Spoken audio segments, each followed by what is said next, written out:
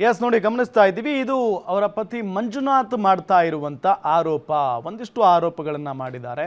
So ಮದುವೆನೇ ಆಗಿಲ್ಲ, ಮದುವೆ ಸಂದರ್ಭದಲ್ಲಿ ದಾಖಲಾತಿಗಳನ್ನ ಕೊಡೋದಕ್ಕೆ ಆ ಮಹಿಳೆ ನಿರಾಕರಿಸಿದ್ರು, ಹಾಗೆ ಹೀಗೆ ಅಂತೆಲ್ಲ ಆರೋಪಗಳನ್ನ ಮಂಜುನಾಥ್ ಮಾಡ್ತಾ ಇದ್ದಾರೆ. ಮೇಡಮ್, ಇಷ್ಟೆಲ್ಲ ಆರೋಪಗಳನ್ನ ಅಂದ್ರೆ ನೀವು ಹೇಳ್ತಾ ಇದ್ರಿ ಮದುವೆ ಆಗಿದೆ ನಮ್ದು ಅಂತ ಹೇಳಿ. ಹೌದು, ಇಲ್ಲಿ ನಿಮ್ಮ ಒಂದು ಲಗ್ನ ಪತ್ರಿಕೆ ಕೂಡ ಇದೆ, ಬಟ್ ಅವರು ಹೇಳ್ತಾ ಇದ್ದಾರೆ ನಮ್ಮ ಮದುವೆ ಆಗಿಲ್ಲ, ದಾಖಲಾತಿಗಳನ್ನ ನೀವು ಕೊಟ್ಟಿಲ್ಲ ಅಂತ ಹೇಳಿ. ಸರ್, ಇದು ನಮ್ದು ಮದುವೆ ಆಗಿದೆ ಸೆಪ್ಟೆಂಬರ್ 3ಕ್ಕೆ ಮದುವೆ ಆಗಿರೋದು ಇದು. ಓಕೆ, ಇಲ್ಲಿರೋದು ಮಂಜು ಅವ್ರ ಅಪ್ಪ ಅಮ್ಮ, ನಮ್ಮ ಅಪ್ಪ ಅಮ್ಮ, ಬಂದಿ ಸನೋ ಆಂಟಿಗಳೆಲ್ಲ ಇದ್ದಾರೆ. ಮತ್ತೆ ಇಲ್ಲಿ ತಾಳಿ ಕಟ್ತಿರೋದು ಅವನೇ ಅಲ್ಲ ಅಂದಮೇಲೆ ಇವನು ಇವಾಗ ಹೆಂಗ್ ಹೇಳ್ತಿದ್ದಾನೆ, ಇವಾಗ ಎಲ್ಲಾರ ಮುಂದೆ ಬಂದು ನಾನು ಈ ತರ ದುಡ್ಡು ಕಿತ್ಕೊಂಡಿದ್ದೀನಿ, ಅವಳು ಸುಳ್ಳು ಹೇಳಿ ಮದುವೆ ಆಗಿದ್ದಾಳೆ ಅಂತ. ಮತ್ತೆ ಇವನು ಯಾರು? ನಾ ಇವಾಗ ಕರೆಕ್ಟ್ ಅಲ್ಲ, ಇವಾಗ ಇವನು ಯಾರು? ಹಂಗಾರೆ ಇವ್ ಯಾರೋ ಮಂಜು ವರ್ಷನ್ 2 ಇರ್ಬೇಕು, ಯಾರೋ ಅವ್ರ ಅಪ್ಪನಿಗೆ 2ನೇ ಮಗ ಇರ್ಬೇಕು, ಯಾರೋ ಇವನು. ಅವ್ನು ಬಂದು ಈ ತರ ಮಾಡ್ತಾ ಇದ್ದಾನೆ ಅನ್ಸುತ್ತೆ. ಇದು ಆನ್ಸರ್ ಅವ್ನು ಕೊಡ್ಬೇಕು. ನನ್ನ ಮದ್ವೆನೇ ಒಂದ್ರಲ್ಲಿ ಹೇಳ್ತಾನೆ ನಾನು ಮದ್ವೆನೇ ಆಗಿಲ್ಲ, ಅವಳ ನೆಂತಿನೇ ಅಲ್ಲ.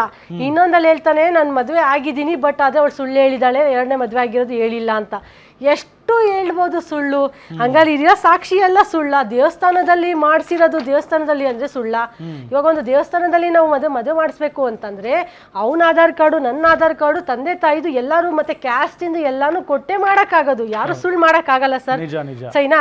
ಇನ್ನೊಂದು ವಿಷಯ ಏನಪ್ಪಾ ಅಂತಂದ್ರೆ, ಅವ್ನು ಹೇಳ್ದೆ ಫಸ್ಟ್ ಮ್ಯಾರೇಜು ಸೆಕೆಂಡ್ ಮ್ಯಾರೇಜ್ದು ಅಂತ.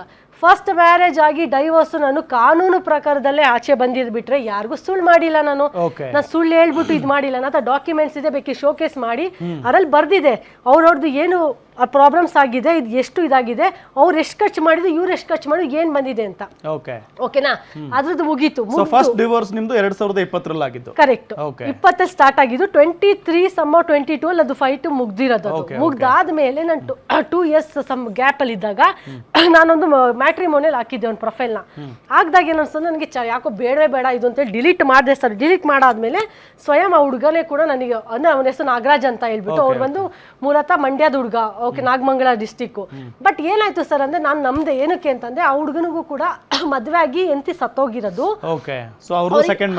ಅವಾಗ ನಾನ್ ಮದ್ವೆ ಆದ್ರೂ ಕೂಡ ನನಗೆ ನಾಳೆ ಫೈಟ್ಸ್ ಇರಲ್ಲ, ಬೇಜಾರಿರಲ್ಲ. ಯಾಕಂದ್ರೆ ಫ್ರೆಶ್ ಪ್ರೊಫೈಲ್ ಯಾರನ್ನ ಆದಾಗ ಒಂದಿನ ಮಾತುಗಳು ಬಂದಾಗ ಇವಾಗ ಮಾಡ್ತಾ ಇದೀವಲ್ಲ, ಸೇಮ್ ನಂದು ಮಂಜುದು ಸೇಮ್ ಇದೇ ಪ್ರಾಬ್ಲಮ್ಸ್ ಆಗುತ್ತೆ, ಬೇಡ ಅಂತ ಹೇಳ್ಬಿಟ್ಟು ನಾನು ಸೈಲೆಂಟ್ ಆಗ್ಬಿಟ್ಟು ನನಗೆ ಯಾವ್ದು ತರ ಪ್ರೊಫೈಲ್ ಸಿಗುತ್ತೆ ನಾನು ಅದನ್ನ ಹಾದೆ.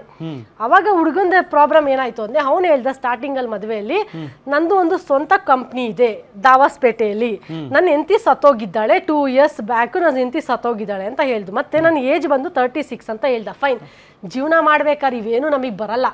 ಯಾವಾಗ ಒಂದು ಚೂರು ಚೌಕಟ್ಟಲ್ಲಿ ಪ್ರಾಬ್ಲಮ್ ಬಂತು ಅಂತ ಇದ್ದಾಗ್ಲೇನೆ ಇವೆಲ್ಲ ಕೆಟ್ಟದಾಗಿ ಬರೋದು ಆಚೆ. ಇದು ಏನಾಯ್ತು ಅಂದ್ರೆ, ಮದ್ವೆ ಆಯ್ತು, ಒಂದೊಂದು ವಾರ ಮದ್ವೆ ಆಗಿ 1 ವಾರ ಸೆಕೆಂಡ್ ಮ್ಯಾರೇಜ್ ಅದೇ ಆದಾಗ 1 ವಾರ ಅಲ್ಲಿ ಇದೀನಿ. ಮಂಜು ಏನ್ ಮಾಡ್ದ, ಫೋನ್ ಮಾಡಿ ಅವ್ರು ಆಲ್ರೆಡಿ ಮ್ಯಾನೇಜರ್ ಪೋಸ್ಟಿಗೆ ಹೈರ್ ಮಾಡ್ಬಿಟ್ಟಿದ್ವಿ ಕಂಪ್ನಿಯಿಂದ. ಟೆಕ್ ಮೈನದಲ್ಲಿ ವರ್ಕ್ ಮಾಡ್ತಿದ್ದಿದ್ದು ಇಬ್ರು.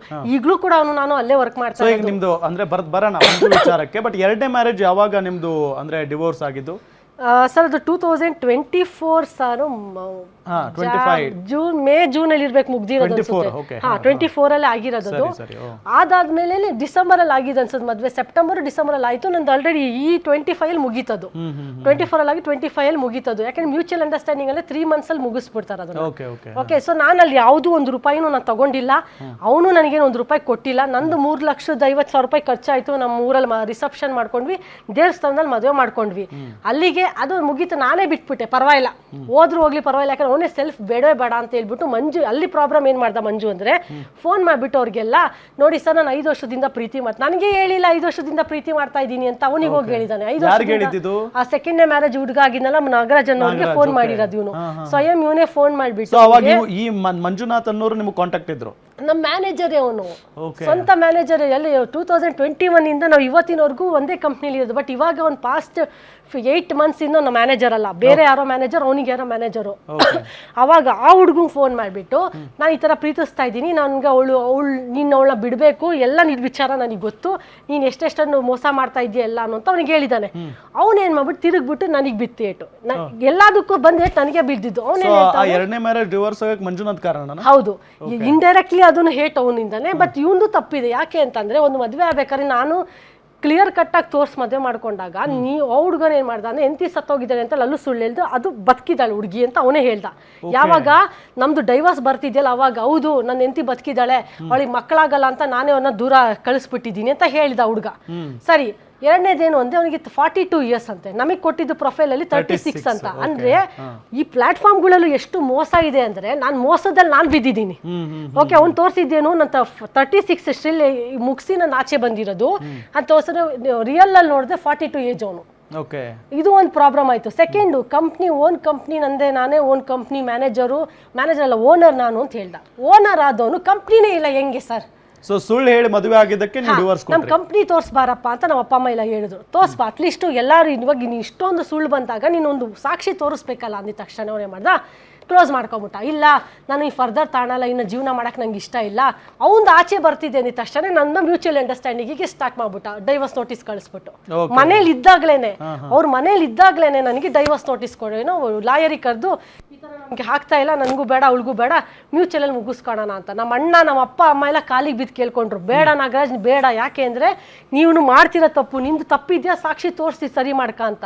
ಅವ್ನು ರೆಡಿನೇ ಇಲ್ಲ, ನನಗೆ ಇಷ್ಟ ಇಲ್ಲ ಸರ್, ನನ್ಗೆ ಅವೆಲ್ಲ ಆಸೆಗಳಿಲ್ಲ, ಬಿಟ್ಬಿಡಿ ನನ್ನ ಅಂತ ಒಂದು ಕೈ ತೊಳ್ಕೊಂಬಿಟ್ಟ. ಓಕೆ, ಸೊ ಎರಡು ಮ್ಯಾರೇಜು ಇದು ಡಿವೋರ್ಸ್ ಆಯ್ತು, ಇದನ್ನ ಇಲ್ಲಿಗೆ ಬಿಟ್ಬಿಡೋಣ.